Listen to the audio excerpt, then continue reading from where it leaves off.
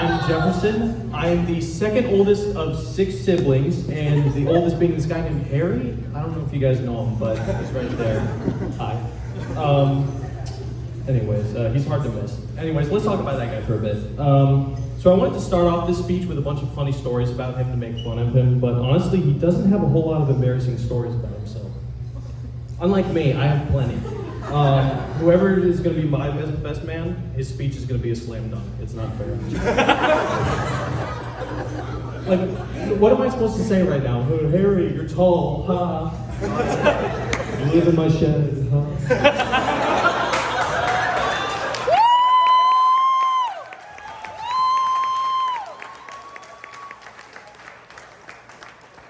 Which he is a tall guy. I mean, I bet his neck is sore from looking up at him all the time.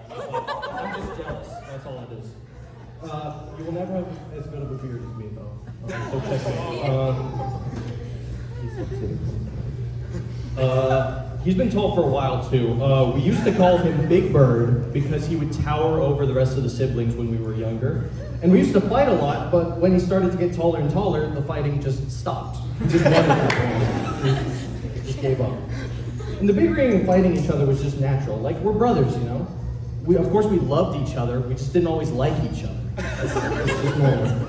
It wouldn't get too bad though, except for the time that I got mad and I stabbed him in the hand with a pencil when I was like 7. And the way he got back at me was by putting vinegar in my drinking water bottle. So, not watered down, just straight vinegar. But nowadays, he's living off of my property, so if I want to get back at him, I can just shut his power off. He deserves much more credit, though. He is the oldest sibling, which basically means that when you're the oldest sibling, you're the test subject for the rest of the children. Like, our parents raised him, and we're taking notes for the next model. He was a prototype. I don't think it worked too well, because we're all just different breeds of chaos. If I had to describe Harry in one word, it would be notorious. Anywhere Harry goes, he builds a reputation for himself. It could be a good reputation, a bad reputation, but still. Example, there's a Christian youth camp in Virginia that me and my brothers serve at every year, and he lived up there for some time being a staff member. So to the kids there,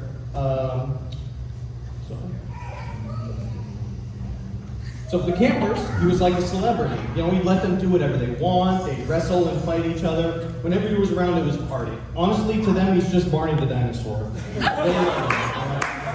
But to the staff and counselors, they were probably worried a bit. They probably had another staff member watching him from the distance at all times, terror-proofing the whole building. But regardless, everyone up there loved him. And it's hard not to. That's not all there is about Harry either. He is a poet and songwriter. Him and Ryan Hennessy have produced beautiful music together. He's an athlete on the basketball court. He's a layup machine because of how close he is to the hoop. He's an entertainer and entrepreneur, and he parties with he works with Levi Foster to be the ultimate entertainment duo. But most importantly of all, he is a kind person. He's considerate, he's thoughtful, he's hardworking, respectful to everyone he meets, and fun to be around. It makes sense why Leah would want to spend the rest of her life with him. Leah, you are caring, it is always fun to hang around with you.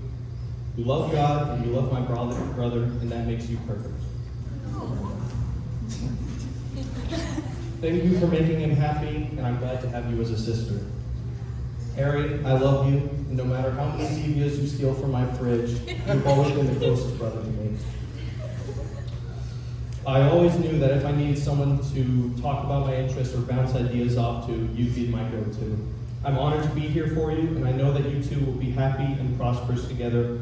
We are all so proud of you both, and I hope that you guys know that your best days are still ahead of you. And lastly, I'll finish with this. Leah, thanks for taking them off our hands.